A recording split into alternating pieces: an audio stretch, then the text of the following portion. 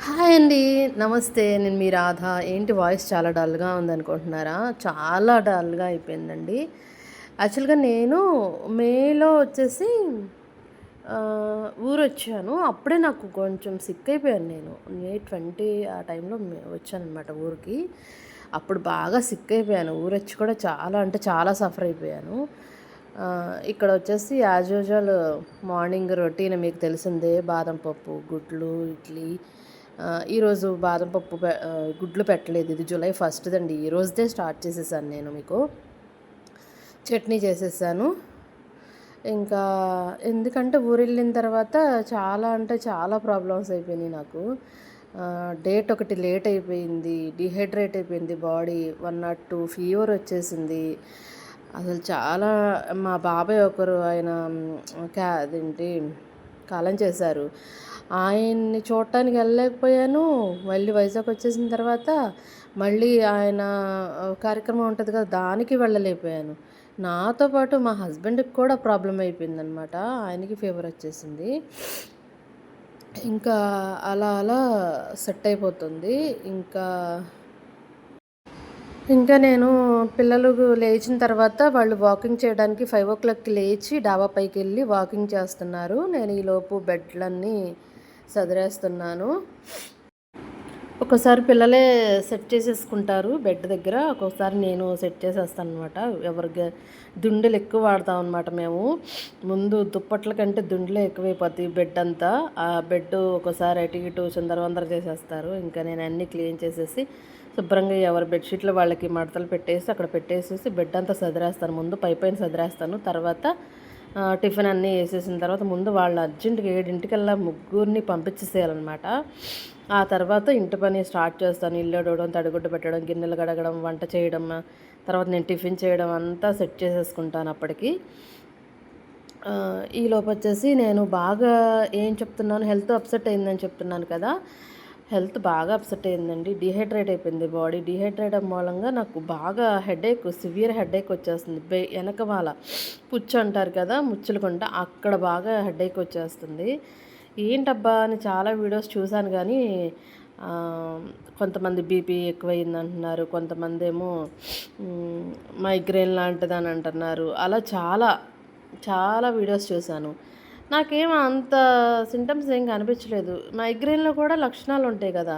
Light వేస్తే పడకపోవడం, ఒక సైడే రాకటం అలాంటిదేమీ లేదు. ఎనకమాల ముచ్చులగుంట దగ్గర నుంచి బాగా లాగేసి మనం బాగా ముడిపెట్టి క్లిప్ ఎలా పెడతామో అలా క్లిప్ పెట్టేసినట్టు అయిపోతుంది. క్లిప్ పెట్టకపోయినా పెట్టినట్టు లాగి అలా అనిపిస్తుంది. అన్నం తినేటప్పుడు కూడా వెనకాల లాగేస్తున్నట్టు అనిపిస్తోంది. ఎవరో జుట్టు పట్టుకుని గట్టిగా లాగుతారు చూసారా? అలా అనిపిస్తోంది. నేను చూస్తే కొంచెం మంతెన అలాంటి వాళ్ళ గురించి అలాంటి వీడియోస్ చేస్తే వాటరు 5 లీటర్స్ దాకా తీసుకోవాలంటండి.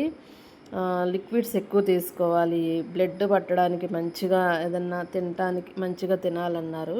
కాఫీ, టీలు సాంతం తీసేయాలని చెప్పారు.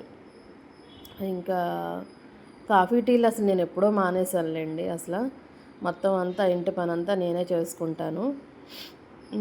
ఇంటి పనంతా నేనే చేసుకున్న తర్వాత ఇంకా ఇంటి దగ్గర ఉంటే మరీ బద్ధకం వచ్చేస్తుంది కదా! ఇంకా వేరే చోటకి కూడా వెళ్ళి కూరగాయలు, గుడ్లు అన్నీ నేనే తెచ్చుకుందాం అనుకున్నాను. బట్ ఆ అవకాశం మా వారు ఇవ్వరు నాకు. ఆయనే తీసుకొచ్చేస్తారు. తోటకూర తీసుకొచ్చారు ఈరోజు. ఆ తోటకూరతో పప్పు అంటే పెసరపప్పు, కందిపప్పు కలిపేసి తోటకూర పప్పు చేసేసాను. నేను బ్రౌన్ రైస్ చేసుకున్నాను అనమాట. ఆ బ్రౌన్ రైస్ కూడా మీకు నేను చూపిస్తాను. ఈలోపు తాగాల్సినవన్నీ తాగేసాను. పెట్టాల్సినవన్నీ పెట్టేసి వాళ్ళని పంపించేశాను పిల్లల్ని. బట్ పిల్లలకి క్లాసెస్ లేవంట. వచ్చేసారు నా దగ్గరికి. ఎప్పుడెప్పుడు ఇంటికి వచ్చేద్దామా అని చూస్తారనమాట. ఇంకా మీషోలో ఆర్డర్ వస్తే చూసామన్నమాట. ఒక ఫ్రాక్ వచ్చింది. స్లీవ్లెస్ ఫ్రాక్ అనమాట. ఆర్డర్ చేశాను. ఇది 2 చేంజ్ అలా పడింది. 300 బిలో. మీకు ఎవరికైనా లింక్ కావాలంటే నన్ను అడగండి. నేను లింక్ ప్రొవైడ్ చేస్తాను. యాక్చువల్గా ఇది షార్ట్లో పెడదాం అనుకున్నాను. బట్ మా అన్వి బేబీకి ఆనందం ఆగదు కదా! వెంటనే మమ్మీ నేను ఓపెన్ చేస్తా అని ఎగిరిందనమాట. సరే సరే ఓపెన్ చేయన్న. బ్లాక్కి స్ట్రిప్స్ ఇట్లా స్ట్రైప్స్ లాగా వచ్చినాయి అడ్డంగా. వైట్ థ్రెడ్తో చాలా బాగుంది వేసుకుంటే మాత్రం. అన్వికి బాగా సెట్ అయిపోయింది.